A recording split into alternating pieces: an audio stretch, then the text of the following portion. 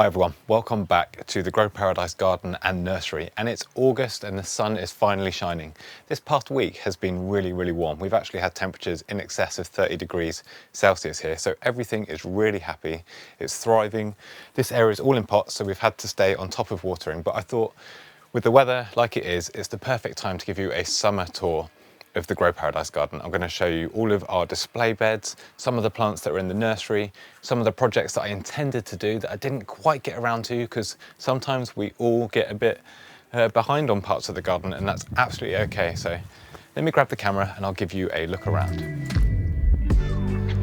So I've been really conscious today to just grab the camera and start filming without going around and tidying up too much beforehand, so that I can give you a realistic view of how kind of our garden looks for the majority of the time. Because sometimes if you're just seeing those Instagram photos, it can make you feel a bit overwhelmed in your own garden. If you look outside and there's dead leaves, perhaps bags of compost lying around, that's absolutely fine. So let's have a look around. This area is the Grow Paradise project.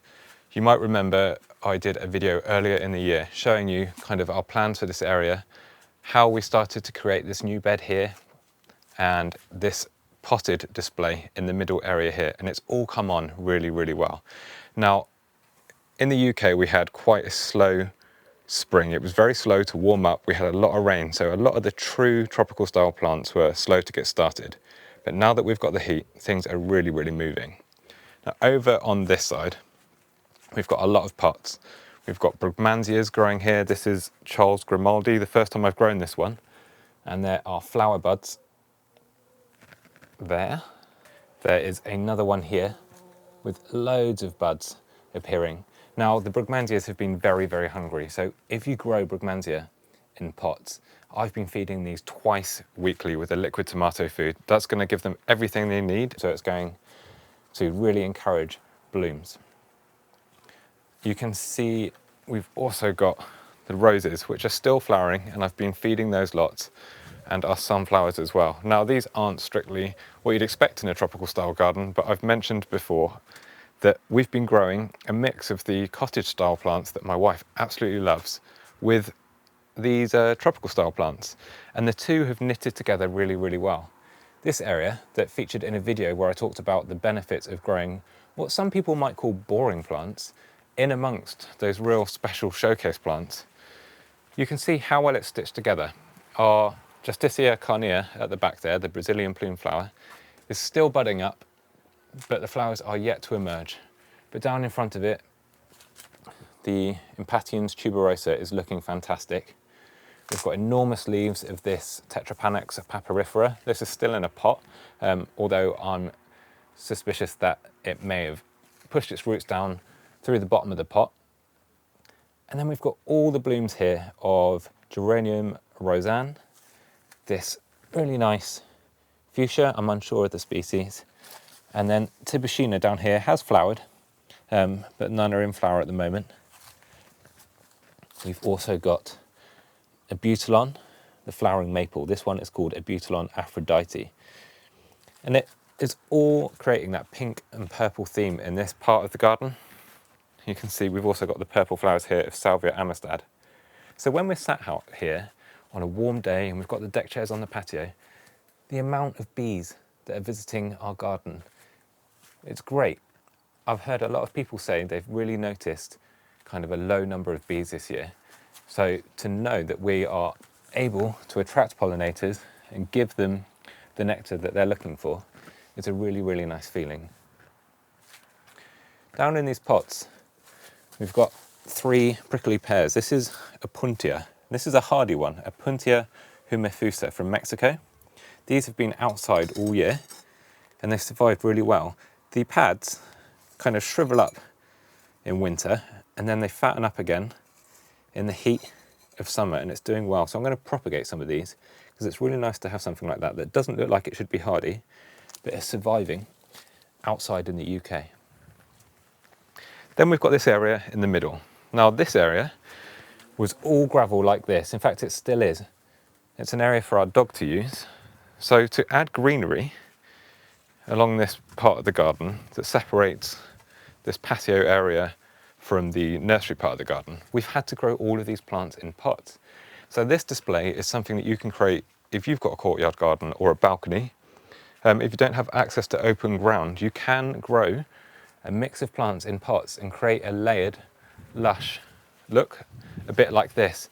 You can even utilise water features like our quart and still water bowl here, and it's really stitched together well. Now, one thing that I've really appreciated is that as all of these pots have been growing side by side, the plants have just woven through each other, and it's made it look really natural. You wouldn't know they're growing in pots.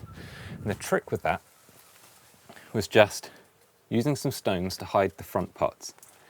Behind those, we've got the smaller plants. Plants like this Cuphea ignea, or the Mexican cigar plant, that hangs over the pots and it softens the front edge. Behind that, we've got slightly larger plants like Begonia luxurians, this really nice palm-leaved begonia.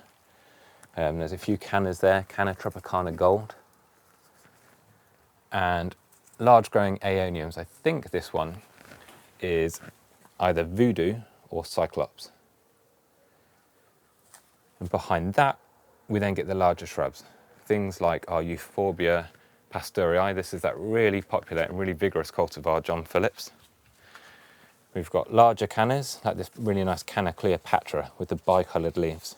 I absolutely love this canna. I think I've mentioned on the channel before, it's probably the best canna I grow. And so many other things. The Abutilons have just flowered like mad this year. I've potted them on into big pots with good drainage. I've mixed a peat-free multi-purpose compost with a bit of perlite, and then I'm feeding them once a week with that liquid tomato food to encourage blooms and flowering. And you can see there's just a constant succession of buds and flowers, and it's been flowering from about May. We've actually got two there. That one's Lily, the red flowering one. And down in here is one, the orange flowering one, Apfelsine. But it's got a bit shaded out. Now, you read online that Abutilons will grow in shade, but I've actually found the more sunlight you give them, the more flowers you're going to get. So that one might get moved out so that it can continue to flower like this one is. They do have a tendency to get a bit leggy, but I don't mind that here. At the back of this border, it's just filling in all the gaps higher up with loads of those blooms all summer long. Then above that are my Brugmansia. Now these two are in pots as well. Like I say, everything here is in pots, so they've needed that twice weekly feeding. The leaves turn yellow so quickly, and it's a really good marker that you need to start feeding just to keep them happy. But I'm pleased to say that if you look here, there's buds appearing on these. Now these plants, I had to overwinter. They do need protection from cold, so they've been in the greenhouse, and I kept them tall. Normally I chop them right back and I use all of the chopped off material for propagation.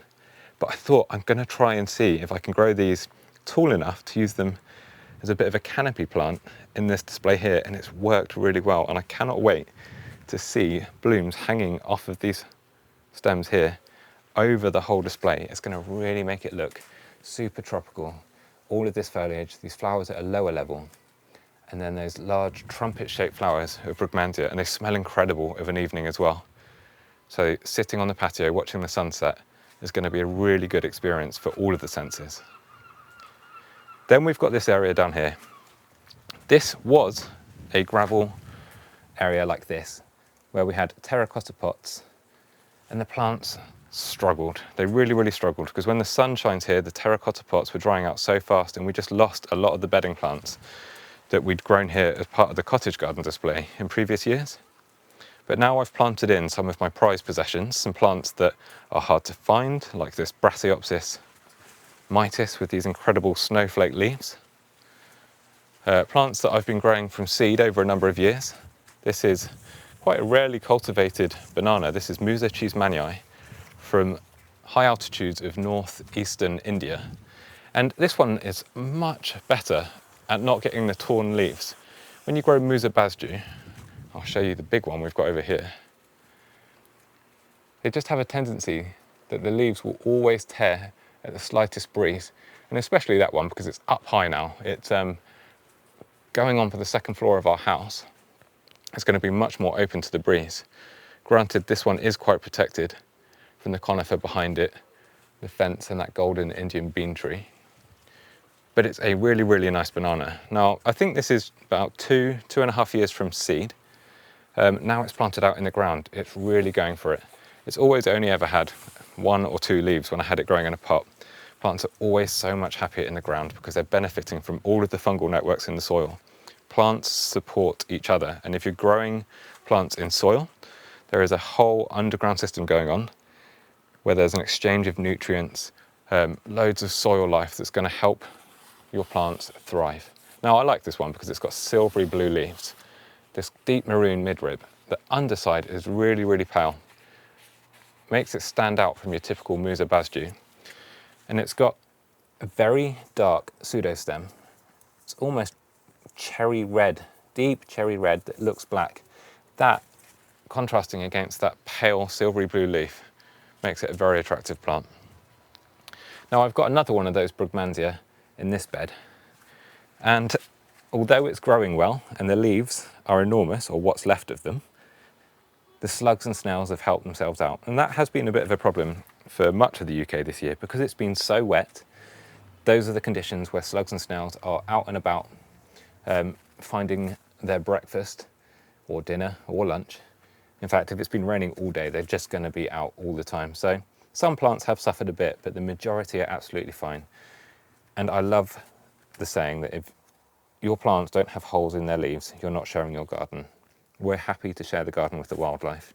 In time, everything finds a balance, so that's absolutely okay. This is in a pot, purely because I'm not sure where I want to plant it yet, but this is that giant salvia, Salvia serboana, or the vine-leaved salvia. It's got these really tactile, kind of hairy leaves and electric blue flowers that are about to emerge. So I've just moved the pot here. It's so lush in this bed now that you can't really tell it's in a pot. Something that's flowering, which I think is really beautiful, is another fuchsia. This is one that you see used more often in tropical gardens. This is Fuchsia thala. It's, I think, very attractive. It flowers well in shade because you can see it's quite shaded here. And it has these leaves that have this almost purple underside, and that combines really well with plants like that canna next to it. Just stitches the whole planting scheme together. And to have flowers in clusters like that, and it flowers quite reliably. And in spring, it's quite readily available. We usually sell it as plug plants. It's a really nice plant to use in tropical planting schemes. As I say, we've got Canna tropicana black here. This has done well. This one's a bit shaded out, but this one growing in the pot with regular feeding is growing well. That should push out bright red flowers in probably about 3 or 4 weeks. This leaf belongs to Geranium madeirense, or the Madeiran cranesbill. This is a plant we grew from seed. We grew 2 forms, a pink flowering one, which is your typical form, and then there's a white flowering form called Guernsey White. We lost the label for this one, so we planted it into this garden, and it's doing well. For us here, so long as the temperatures don't drop below -5 degrees Celsius, it remains evergreen, and it keeps growing, and it should flower in its 2nd or 3rd year. I mean, if this one carries on like this, you can see those thick, fleshy stems. It might possibly flower next year, and that'll look great, because when these geraniums flower, the whole top of the plant becomes an orb of thousands of magenta flowers, if it's the standard species, or white flowers, if it's Guernsey White. We've got Soteria palmifolia here. Now, this plant has actually proven hardy in some UK gardens, so I might plant this out and see how we do. I'm always wary because we're on heavy clay soil, and the trick to help plants survive British winters, cold winters in parts of the world, is to keep them drier, because it's the wet and the cold combined that causes problems. And the heavy clay prevents that drainage. So maybe if I've got a raised bed or a large pot, I might try it in that. And then down here, I've grown an array of Colocasias. Now this area just sort of started to organically happen. This is a tray that we intended to drill holes in the bottom of so that we could plant it up. I never got round to it, so it constantly fills up with water. So I just sat some Colocasias in it, and they did really, really well. So I bought more and more out, and it just sort of became an impromptu Colocasia area. Now there's a mix here. We've got Colocasia's farrow mask with the purple veining here and that three-dimensional looking leaf. It will become more and more prominent as the plant matures. We've got Colocasia white lava with this white marking that flows down the leaf veins, hence the name white lava. We have Colocasia pink china, which is the hardy one, and there's actually a surprise here. This pot was left outside all winter long. Our garden dropped down to -6 degrees Celsius, and something else survived in the pot. This Colocasia mojito. I would not have expected this to survive winter, but it did, and I've actually found 2 or 3 of these plants that have popped up that must have broken off of the main plant that I dug up to protect through winter. So this is surprisingly hardy, but quite slow to come back compared to the size of the pink china next to it. But look, it did survive. Sometimes our gardens surprise us. What else have I got? White lava, pink china. Oh, I've got Jack's Giant, which will grow to be one of the largest Colocasias in the world. I need to pot it on to help it reach that potential and give it lots of feed. Now that we're getting the warm summer heat, it should get there much faster. This one's got really thick leaves. Each leaf can get to a metre and a half from top to bottom, so it really is a giant. I'm not sure how I'm going to overwinter that if it gets to that size, but we'll deal with that when we get there. Overall, I'm really pleased with this area. We'll do more tours as the season rolls on and as we go into autumn and winter, and I'll tell you how I'm going to protect different plants that are planted out, all plants that are in pots, and how I'm going to overwinter my potted plants. But let's cross over onto the nursery side of the garden. So this was part of the Grow Paradise garden. We had a stream flowing through the middle when we first moved in. We built that, that was part of the display, and now we have hundreds of plants on benches out here for our nursery. Now, I have shade netting out. I've got some plants out here that I'm just acclimatizing to full sun, and as I say, it is warm today, so I just gave them that extra bit of protection. Plants like Patio polycarpa, I was growing this in partial shade before, so I just don't want them to get scorched, so I'm just protecting them from the sun. And under here I've got some Albizia julibrissin summer chocolate, which is this plant, this really nice purple foliage tree. It's hardy, completely hardy. It has a canopy of powder pink flowers when it matures. It's deciduous, but I just think you can't beat that foliage for a tropical style garden. To have something hardy that looks like that is amazing. But we've still got some of the display beds here that are looking really good. Recently, I planted this bed up with these new hardy begonias. This is that dark side of the moon, which is going that coppery colour because the sun's on it, but it has that electric blue iridescence in shade. Then dark side of the moon down here, they are doing really well. And as I say, for begonias, these are tolerating a couple of hours of sun really well. Back here, I've got Begonia panchartharensis, which is a bit like Begonia pedata feeder, which is this one here. Again, both hardy. So this should be an area of all hardy begonias that will come back year after year, much like this Begonia grandis does. I'm really pleased with this area. Now, I did manage to get some of our tender bromeliads out for the season, tied onto this laurel, which acts as a bit of a windbreak for the garden and for the nursery here. Sometimes you have to use kind of bulk standard, easily available plants to protect the plants that you might be a bit more precious about. And because we're coastal, we get very, very strong winds, and I don't want winds howling over the nursery here, blowing everything over. To be honest, that's why that Musa basji is as shredded as it is. Something might have caught your eye here, pink flowers. This is available on the online shop at the moment. This is some homegrown plants of that Madagascar Impatiens tuberosa.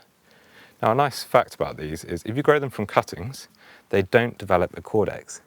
If you grow them from seed, they'll develop a caudex, which is a swollen organ at the bottom of the plant that stores water and it helps them survive periods of drought and dry. But I love this one because it takes so much more sun than Impatiens auricoma cross bicordata, which we also have just here. This is the orange flowering hybrid from two Madagascar species again. It's just budding up. This is nice. This one does very, very well planted out in shade. Tucked in behind the greenhouse there, you can see how hot it is. Everything's open. It gets maybe an hour of sunlight and then it falls into shade again, so it's absolutely fine. Look at this. This is a plant we've grown from seed. Bohemeria platyphylla, with these enormous plate-like leaves with the serrated edges. I absolutely love this plant. Now this has shown to be hardy in some parts of the UK. It didn't survive in my garden, not when we dropped down to -6. It becomes woody and it will regrow. It's related to nettles, but these are stingless. It's just such a stunning foliage plant, something a bit different for a tropical style garden. You see how big our Abutilons japonicas got. This is the plant that we cut back quite hard in spring, and this is exactly why. They grow quickly, so I have to keep cutting it back to keep it kind of well behaved in our small space.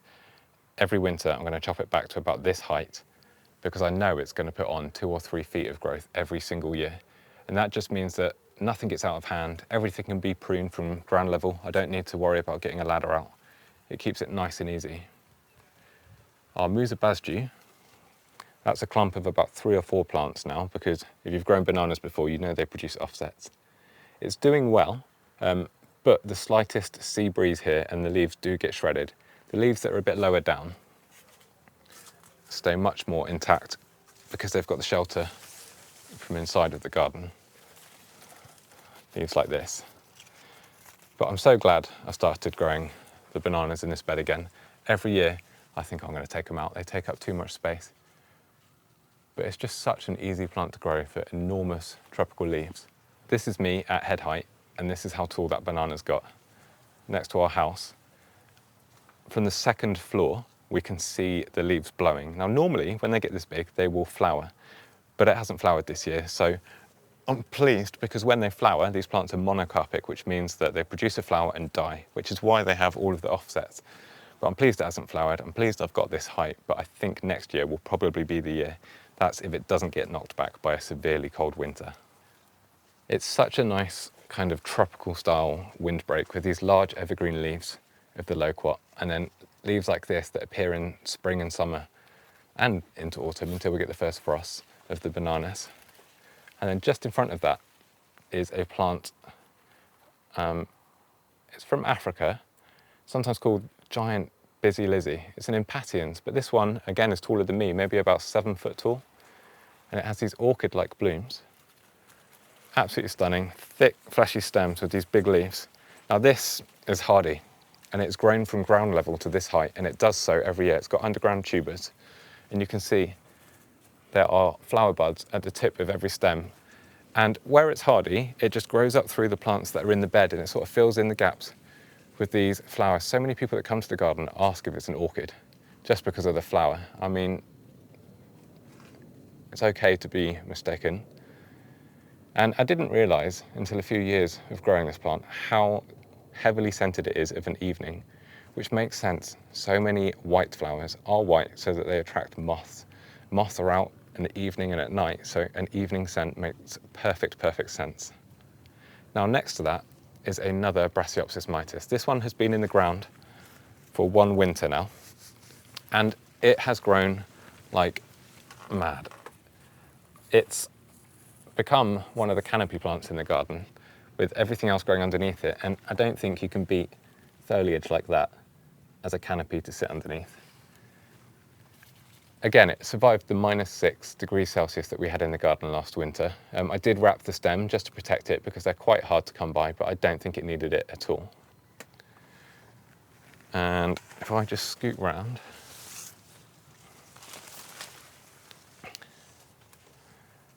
that plant there is an evergreen shrub from New Zealand. It's our Pseudopanax laetus. That has survived 2 winters outside now. It gets defoliated, that's to say it loses its leaves if we get a harsh cold spell, but it comes back with so much vigour, and again that's become a canopy plant with the Magnolia grandiflora next to it. So we've got a really nice windbreak along this side of the garden to protect all of these tender plants that are growing on the nursery benches. Let me see if there's anything here that might catch your eye. These are our homegrown Saromatum venosum. It's a strange plant that grows from a bulb. It originates from the Himalayas, completely hardy. You get this one leaf that's held on this mottled stem. It's something a bit different. We're selling these online. It's been really popular because something different, something that grows big leaves and it's hardy. We've got the very popular Mahonia not soft caress, this is Mahonia sweet winter. It's evergreen and it has this really exotic looking foliage. Now something that I'm conscious of with our patio project that we were looking at just now is I want to have a mix of tropical looking evergreens there through winter so that that whole space remains lush and green throughout the year. So this is definitely a plant that I'll be using there along with one of those Patio polycarpa. Down here is Colocasia redemption, which is just starting to get its pink centre on the leaf there. It needs a bit more sun. When it gets sun, the leaves turn this velvety black. This path sort of gets sun for a couple of hours through the day as it moves through. This is a hardy pilea. This is Pilea matsudai, Taiwan silver. I really, really like it. I've grown it in a pot because, again, this is a plant that slugs love, and it never seems to get a chance to push up through the ground because they just keep chomping away on all the new shoots. So growing it in a pot just gives it a chance to push out some more foliage. Here's a larger Colocasia Jax Giant. So this is in a 1.5 litre pot. You can see, just give it more space and it will reach its potential. I know a lot of you are growing this because we sold them as plug plants earlier in the year. I can't wait for it to get to its full size. And let's go further down. Projects I didn't get to, I mentioned in the intro. There was a video I put up a couple of months back where I said I was going to cover this pole in bromeliads, and I just haven't had the chance to do it. We've got this one Tillandsia air plant here, which is doing really well. It catches rainwater when it falls and basks in the sun, same as Tillandsia usneoides or Spanish moss here. But that's all I managed to get to. It's fine, it's not a problem. I've learned to stop guilting myself, or I'm trying to learn. Perhaps sometimes I still do. But we can't get everything done all the time. Sometimes curveballs pop up that we just have to deal with them instead, especially if you're dealing with big gardens. The bromeliads I was going to use are all out here. So they're still growing, I've still got them. They're not going anywhere. Even if I don't get round to it till next year, it's not a problem. And then, there you go, there's a realistic view of how parts of the nursery look. It's a functional space, so we've got our trays stacked up, stacks of the Silver Grove peat-free compost that we use on the nursery, pots of waste that needs to go to the recycling, stuff that we can't put onto the beds, and then the greenhouse space. Now, what's surprising is actually so much cooler in here than it is outside at this time of the year because we've got this shade netting. Now, this was either 50% or 80% shade netting, meaning it blocks out that much of the sunlight and it keeps it so much cooler and much more comfortable in here, especially if I'm in here potting on. So there's some young Colocasia Jax Giant. These are growing on in 9cm pots, but they very quickly get their roots out the bottom, just showing how desperate they are for space. Cacsonia cassonic. We grew these from plug plants that, again, we were selling at the start of the year, so you might all be growing these as well. All these 9cm pots will be available in the next week or so. I mean, look at that foliage. It's incredible. If you like Brassaiopsis mitis, then definitely give Cacsonia a go. It's a really nice genus of plants that have these snowflake type leaves. At the back, we've got some more bromeliads there. the last few plug plants. We're going to be potting these on soon, so plug plants aren't going to be available for much longer. Look at these Solanum quitoense. Now this is a very small leaf. This is another plant that you need to keep potting on, and they will thank you for it. They push out enormous leaves and you get edible fruit late in the year, as long as we get a mild autumn and early winter. I'm so pleased to say that we've managed to source some really good sized hardy hibiscus. Now this is Hibiscus moschitus, cranberry crush. The flowers in this image are pretty much life-size to the size of the flowers you get. They grow enormous. Each plant will get to about a metre tall, and the tops are just covered in clusters of these gigantic tropical looking flowers, and it's completely hardy. This is a herbaceous hibiscus, so it grows from ground level each spring and puts out all of those blooms. I've got another red one, giant red, and a pink one that I'm growing as well that I think are going to flower soon, so I'll share those on the channel. We've got some more of that Spanish moss here. It's been blooming on and off throughout the year. It has tiny green flowers on it. We featured it in a video where we focused on this plant before, and they are so heavily scented, it makes this whole greenhouse area smell incredible. Then down here, we've got some rarities. This is Sparmannia africana. It's a really cool plant with big foliage. It's half hardy in a lot of the UK, and it has flowers that move. When they're touched, they open up to allow pollinators in. It's a really cool feature. And then next to that is Polystica cecropia, or the white cecropia, or Cecropia polystica. I got that the wrong way around. This is a tender tree that has amazing foliage. It's a true rainforest tree, and I've managed to get lots of seedlings of this going. I love growing our own plants from seed. It's the best way to grow rare and unusual plants, and I absolutely love propagating things. I mean, you can tell. In here we've got Musaceum ruby that's just starting to colour up. We've got loads of seedlings in here, and there's something quite special in the propagator that I'm going to show you in a future video, but I'm very pleased that I've managed to grow as many of that special plant as I have, so keep your eyes open for that.